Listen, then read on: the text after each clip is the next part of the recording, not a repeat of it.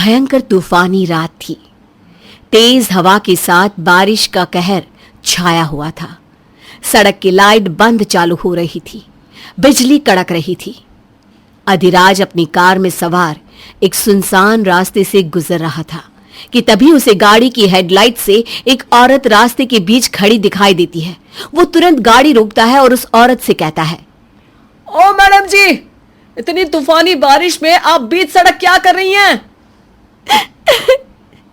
मैं घर में फुल टाइम मेड का काम करती थी, पर आज वो लोग विदेश चले गए और साथ ही मेरी नौकरी, रहने का ठिकाना सब चला गया। अब इस दुनिया में ना मेरा कोई घर है, ना ही कोई साथ। अधिराज को मोहिनी की बातें, उसकी सच्चाई, मासूमियत और आंखें देखते ही उससे प्यार हो जाता है। वो उसे कहता है, अब आप एक काम करिए, पहले कार में चलकर बैठ जाइए, आप भीग रही हैं।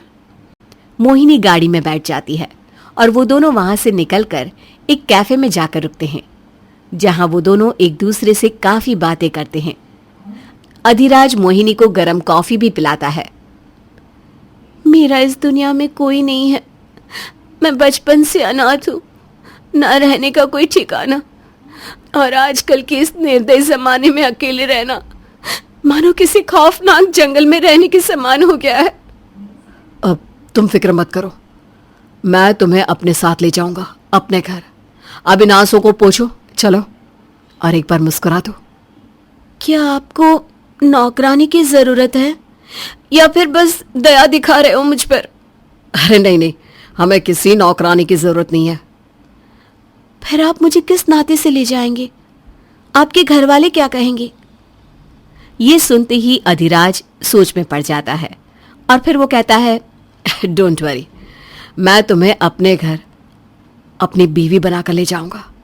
यहीं पास में एक मंदिर है, हम दोनों वहां शादी कर लेते हैं, अगर तुम्हें कोई एतराज ना हो तो। क्या? सच में? नहीं नहीं, मुझे चुटकी भर का भी एतराज नहीं है, मुझे मंजूर है। फिर क्या, अधिराज मोहिनी संग शादी करके उसे अपने घर ले जाता है। अधिराज के परिवार में उसकी मां पुष्पा, बहन नैना और पिता सुरेंद्र जी होते हैं। अधिराज को एक अनजान लड़की के साथ ब्याह रचाकर उसे बहू बनाकर लाए हुए देख पुष्पा, नैना और सुरेंद्र एकदम से हक्के बक्के रह जाते हैं। ये क्या, ये तूने क्या कर दिया बेटा? अरे ऐसे कैसे किसी अनजान सड़क पर मिली हुई औरत से शादी कर ली तूने? हाँ भाई, पल में ही मिले और पल में ही जिंदगी का इतना बड़ा फैसला भी कर लिया। अरे तनिक घर लाता, बातचीत कराता, इतने विकराल मौसम में तूने शादी भी कर ली। सच में तू हमारा अधिराज ही है या उसका हमशक्ल या कोई बहरूपिया? अरे माँ, पापा, नैना, आप इतना सिनेरियो क्यों क्रिएट कर रहे हैं? आधी बात सुनना हमेशा खतरनाक साबित होता है। अधिराज बात को घुमा देता है और अपनी मनगढ़ंत कहानी बनाकर घर वालों को बताता है। अरे पूरी बात तो सुन लो। दरअसल मोहिनी और मैं एक दूसरे को 10 साल से जानते हैं और एक दूसरे से प्यार करते हैं। ऐसे कैसे? मैंने तो कभी नहीं देखा इसे। और प्रूफ क्या है? फोटो दिखा। फोटो तो खींची होगी ना इसके साथ? अब हाँ है ना, लेकिन वो मेरा फोन बारिश में भीग गया और कहीं गिर गया, उसमें सारे फोटोज थे। देखो अभी भी आप सबको यकीन नहीं है तो मोहिनी और मेरे रिश्ते के बारे में मेरे बाकी दोस्तों से पूछ लो। वो तो आज 9 बजे तक ही शुभ मुहूर्त था और अगला शुभ मुहूर्त सीधे 3 महीने बाद है, इसलिए हमने जल्दबाजी में शादी कर ली। आई एम सॉरी माँ, पापा, नैना, मुझे माफ कर दो। अरे रहने दे, रहने दे। अब इसे तू अपनी बीवी बनाकर लाया ही है तो हम कुछ कर तो नहीं सकते सिवाय इसे अपनाने के। यस, माँ सही कह रही है। जाओ पुष्पा, आरती की थाल, चावल से भरा हुआ कलश और लाल गीले कुमकुम आलता की थाल ले आओ। और फिर मोहिनी कलश को लांघकर अपने पैरों को कुमकुम में डाल छापों से गृह प्रवेश करती है। मोहिनी के घर में आते ही सभी उस पर दिन के 8 पहर नजर रखे हुए होते हैं। मोहिनी, तुम्हारे माँ बाप कहाँ है? अब सासू माँ, मेरा कोई रिश्तेदार परिवार का सदस्य नहीं है। बचपन में ही एक हादसे में मेरे माँ पापा मुझे छोड़कर चले गए। ओह, सो सॉरी। अरे कोई नहीं, चलिए आप सब डाइनिंग टेबल पर हाथ मुंह धोकर बैठ जाइए, मैं आप सबके लिए खाना लाती हूँ।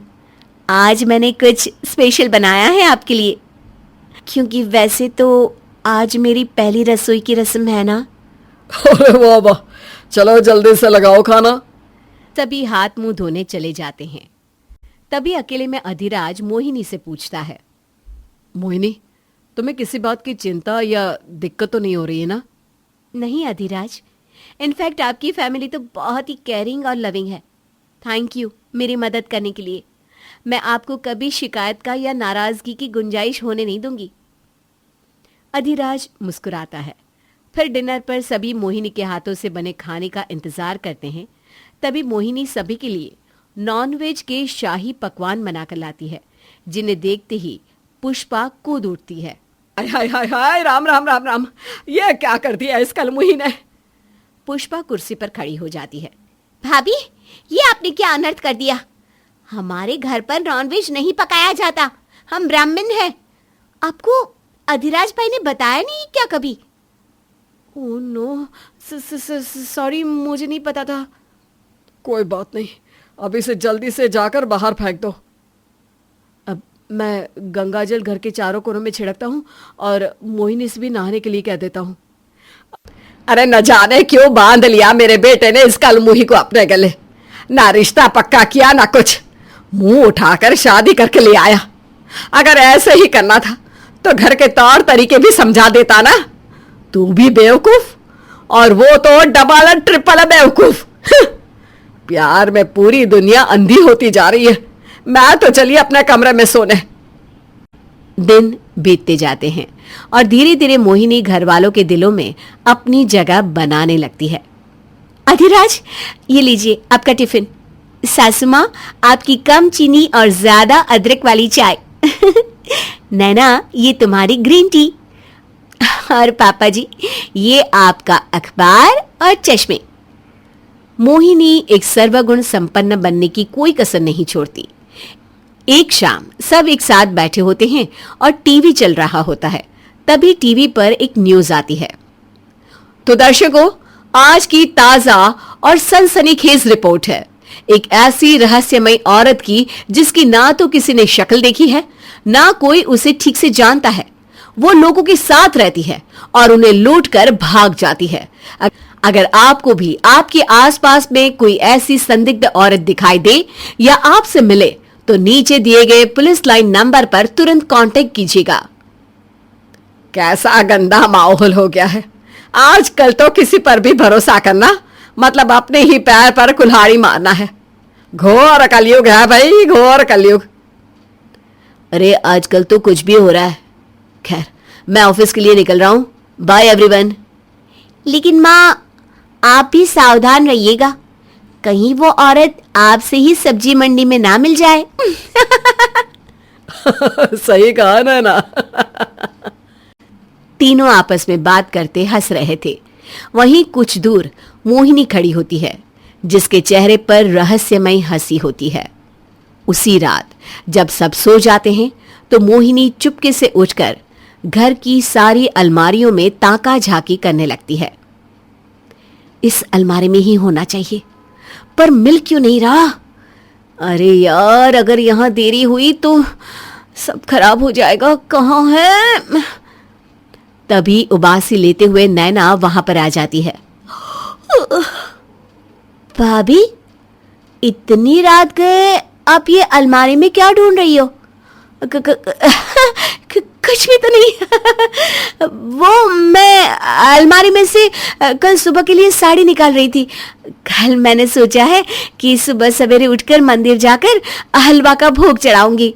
मुझे रात में नींद नहीं आती ना, तो मैं कभी स्केचिंग, कभी डांसिंग, तो कभी अलमारी की सफाई या अगले दिन की तैयारियां, ऐसा कुछ करती रहती हूँ। वैसे तुम क्यों उठी इस वक्त? ओह अच्छा, मुझे ना पानी पीना था इसलिए उठी थी। Continue continue. Bye, good night भाभी। Good night. नैना वहां से चली जाती है और फिर बस कुछ दिन और। ऐसे ही मोहिनी घर खाली मिलते ही ताका झाकी करती रहती और देखते ही देखते कुछ दिन में पुष्पा के संदूक में से सारे सोने के गहने, सुरेंद्र की सोने की अंगूठियां, नैना का डायमंड का नेकलेस और प्रॉपर्टी के कागज सब मोहिनी के हाथ लग जाते हैं। आधा घर तो लूट लिया है मैंने और प्रॉपर्टी भी अपने नाम कर ली। अब बस कुछ दिन और, फिर मैं यहां से गायब हो जाऊंगी और वहां इनका घर। कुछ दिन बीतते हैं और एक सुबह अचानक से मोहिनी की तबीयत काफी बिगड़ जाती है। घर वाले डॉक्टर को बुलाते हैं। अरे बाप रे, 104 बुखार, ये तो काफी गंभीर बात है। शायद से मौसम के बदलाव के कारण इन्हें बुखार आया है। अच्छा हुआ आप लोगों ने मुझे टाइम रहते बुला लिया, वरना जान का खतरा भी हो सकता था। मैं दवाइयाँ लिख के दे रहा हूँ और आप इन्हें अगले 24 घंटों तक मॉनिटर करते रहिएगा। इनके पास हर समय कोई ना कोई होना ही चाहिए। जी जी डॉक्टर साहब, आप उसकी फिक्र मत कीजिए। अब मोहिनी को कोई भी एक पल के लिए भी अकेला नहीं छोड़ता। हर समय उसके पास कोई ना कोई बैठा रहता और सब उसका बहुत ख्याल रखते। ये ले आकर हाँ मोहिनी बहू, देख मैंने तेरे लिए दाल खिचड़ी बनाई है। शुक्रिया सासू माँ। मोहिनी भाभी ये लो, मैं आपके लिए पूरे 2 घंटे बाजार में भटक भटक कर ये ताजे जैस्मिन के फूल लाई हूँ और ये फ्लावर वेज आपके पास ही रहेगा, तो इनकी खुशबू से आपकी तबीयत में और सुधार आ जाएगा। आई न्यू कि आपको जैस्मिन बहुत पसंद है ना? और ये देखो मोहिनी बहू, मैंने तुम्हारे लिए पास की बेकरी से तुम्हारे पसंदीदा क्रीम रोल लाया। तुम उस दिन चाय पीते वक्त कह रही थी ना कि तुम्हें क्रीम रोल कितने पसंद है। Thank you so much Naina, thank you so much पापा जी। घर वालों का इतना प्यार और अपनापन देखकर मोहिनी की आंखें भर आती है। रात भर अधिराज भी सोने की जगह बस मोहिनी के पास बैठा रहता और उसका ध्यान रखता। वो कभी उसके हाथ दबाता तो कभी पैर, उसके सर से ठंडी पट्टियां बदलता और ऐसे ही पूरी रात निकल जाती।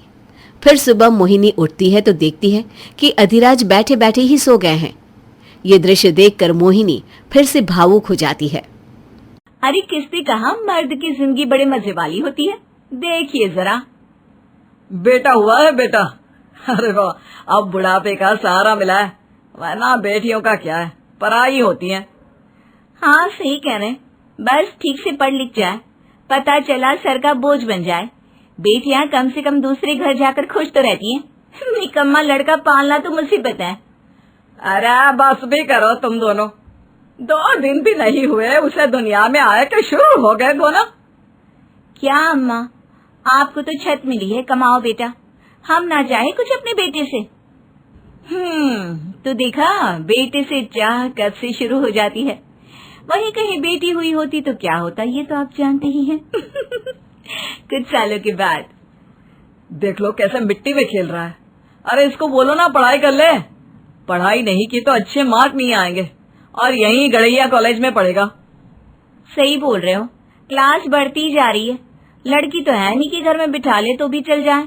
पता चला इसके कारण बुढ़ापे में नमक रोटी खानी पड़े। अरे कुछ कर भी नहीं सकते। अरे यार कुछ नहीं बनेगा तो नमक भी मिल जाए तो किस्मत समझना। बेटा माँ पिता की ओर देखता है। समझ नहीं आ रहा क्या बोल रहे हैं पापा? पढ़ाई में ध्यान दो, नहीं तो बाप की तरह क्लर्क बनकर रह जाओगे। वाह बहू वाह, मेरा बेटा क्लर्क तो बना, तब जाकर कबाड़ी वाले की बेटी मिली। अरे लल्ला को यह भी बता दो कि मैनेजर बनोगे तो क्या होगा। देखा आप लोगों ने, बेटी को लेकर पूरा घर क्या सोचता था, लेकिन बच्चे की सोच, आइए वो भी तो देखते हैं। क्या है, मेरा मन ही नहीं करता घर के अंदर रहने का। घर के अंदर तो लड़कियां रहती है ना, जब तक मैं बाहर नहीं जाऊंगा, खेलूंगा नहीं, तो मेरे दोस्त तो मुझे लड़की बुलाएंगे। लेकिन यहाँ भी क्योंकि वो लड़का है तो कौन समझे उसकी बात। लड़की के 4 आंसू और पूरे परिवार में पंचायत। ये बेचारा तो आंसू भी नहीं दिखा सकता। खैर फिर एक रोज, अरे बिटिया क्या कर रही हो? माँ देखना भाई पूरी मिठाई खा रहा है, मुझे भी मिठाई खानी है। ए लल्ला, दे दे उसे मिठाई, पता है ना उसे मिठाई कितनी पसंद है। अच्छा मेरी रानो बिटिया, यह बता कि क्या क्या लेकर आया पापा? बेटी पिता के पास चली जाती है। पिता उसे प्यार करते हैं और हाथ में चॉकलेट देते हैं। ले बिटिया चॉकलेट खा, और हाँ थोड़ा भाई को भी दे देना। हाँ बेटा ये सब देखकर परेशान वो माँ के पास जाता है। अरे क्या हो गया? जब देखो तब औरतों की तरह मुंह लटका रहता है तेरा। क्या हो गया, बोलेगा भी? ये क्या है माँ, पापा सब कुछ लक्ष्मी के लिए ही लाते हैं, उसी को देते हैं सारा सामान, और मैं किसी काम का नहीं हूँ क्या? अच्छा अब लड़की से तुलना करने लग गया तू नहीं जानता वो कैसी प्यारी है सबकी। अरे तू भी माना करना सबकी बातें। कल को वो ससुराल चली जाएगी तो रोएगा उसे याद कर करके कि मेरी बहन है। हाँ तो अभी तो नहीं जा रही है ना, जाएगी तो रो लूंगा। अभी से उसे सर पर चढ़ाकर मुझे क्यों रुला रही हो? मैं भी चॉकलेट खाऊंगा।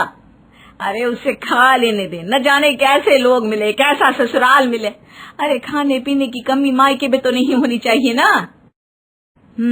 तो मामला ये था, बेटी कल को ससुराल जाएगी तो घर में ढेर सारा प्यार। लेकिन बेटा वो कहते हैं ना, घर का मुर्गा दही बराबर। खैर दिन और बीतते हैं, स्कूल खत्म होता है, रिजल्ट हाथ में। देख रही हो क्या रिजल्ट लेकर आया है, और पैसे देकर घर से निकालो तुम। आवारा हो गया है, पूरा आवारा। अरे मैं तो कहता हूँ घर से बाहर निकाल दो इसे। अरे क्यों, क्या हो गया? पास तो हो गया है ना ये निकम्मा। अरे 3रे दर्जे का नंबर लाया है। बिटिया को देखो, जब कोई ट्यूशन नहीं है फिर भी पहला दर्जा पास है। अरे अब कहाँ होगा इसका एडमिशन? अच्छा एडमिशन ना हुआ तो नौकरी भी कोई क्यों देगा, और नौकरी ना मिली तो ना कमाई आएगी, फिर रोते रहो बुढ़ापे में। अब तो माँ बाप के पूरे काले जीवन का ठिकरा उसके बेटे पर ही फूटता है, जिसके नंबर स्कूल में कम आए। लेकिन ड्रामा वो अभी खत्म नहीं हुआ।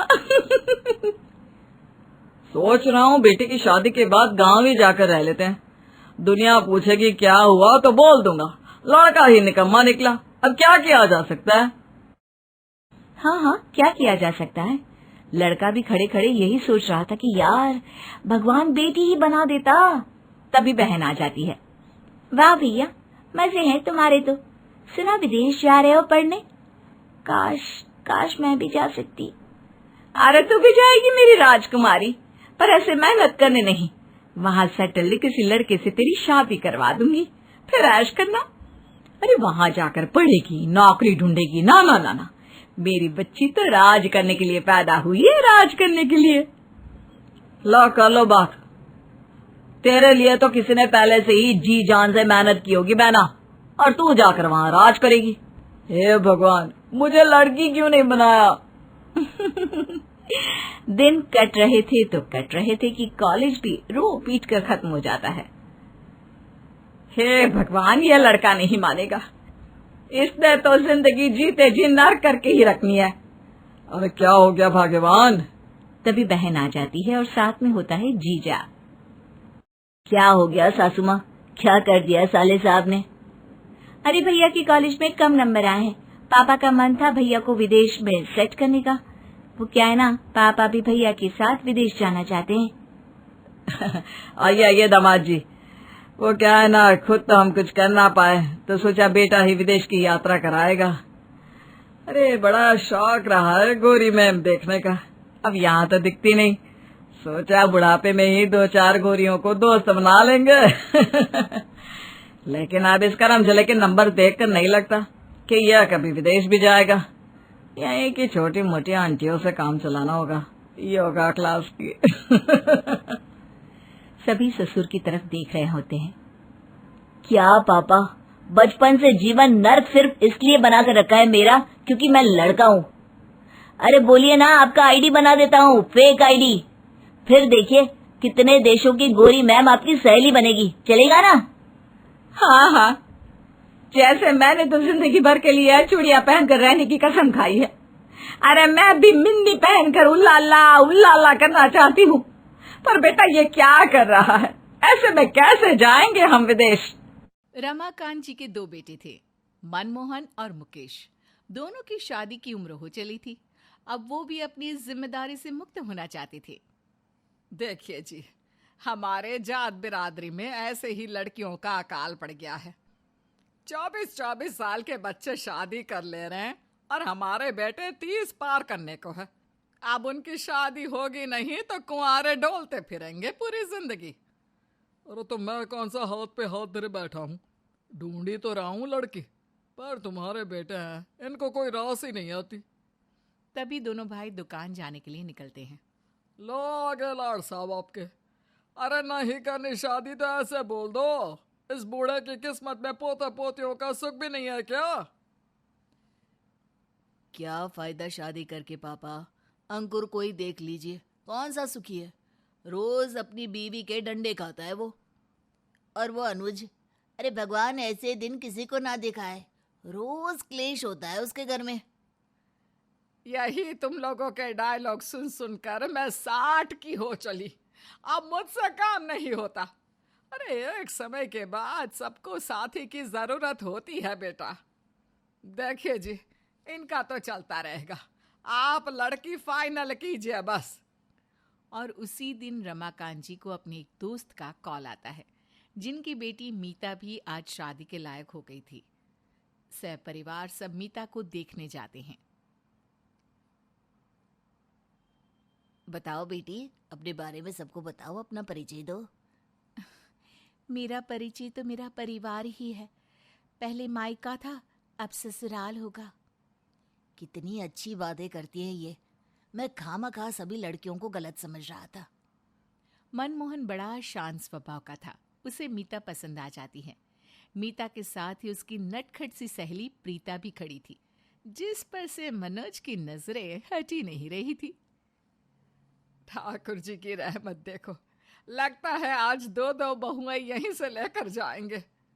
मीता और प्रीता की शादी मनमोहन और मनोज से हो जाती है और दोनों सहेलियां बहू बनकर रमा निवास में आ जाती है सुबह सुबह। अरे प्रीता, तुझे तो 9 बजे उठने की आदत है ना, अभी क्यों उठ गई? मैं हूं ना, तू जा, मैं नाश्ता बनाती हूँ। तू क्या खाएगी? अरे अच्छा थोड़ी ना लगता है, तू सब कुछ खुद करे। अच्छा तो मैं ना माँ के पैर में तेल लगा देती हूँ। मीता नाश्ता बनाती है और प्रीता घर की साफ सफाई कर रमा के पैरों में तेल लगाती है। कौन कहता है देवरानी जेठानी में कलह होता है? मेरे घर आए, घर नहीं स्वर्ग बना दिया तुम दोनों ने। सभी नाश्ते के लिए बैठते हैं। इतनी मिर्ची, ये नाश्ता किसने बनाया है? पूरा मुंह ही जल गया मेरा।